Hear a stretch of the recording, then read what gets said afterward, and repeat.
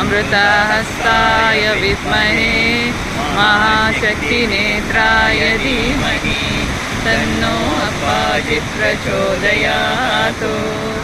ॐ सुवर्णवृष्टिं कुरु मे गृहे श्रीः सुधान्यवृद्धिं कुरु मे गृहे श्रीः कल्याणवृद्धिं कुरु मे गृहे श्रीः विभूतिवृद्धिं कुरु मे गृहे श्रीः सुवर्णवृष्टिं कुरु मे गृहे श्रीः सुधान्यवृद्धिं कुरु मे गृहे श्रीः कल्याणवृद्धिं कुरु मे गृहे श्रीः विभूतिवृद्धिं कुरु मे गृहे श्रीः।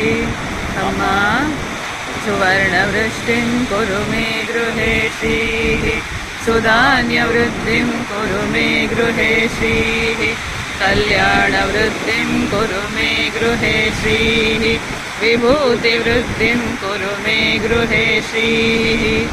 लोका समस्ता सुखिनो भवन्तु लोका समस्ता सुखिनो भवन्तु लोका समस्ता सुखिनो भवन्तु समस्त सन्मङ्गलानि भवन्तु। ॐ शान्ति शान्ति शान्तिः। हरिः ॐ तत्सत्। सर्वं श्री जगदम्बार्पणमस्तु।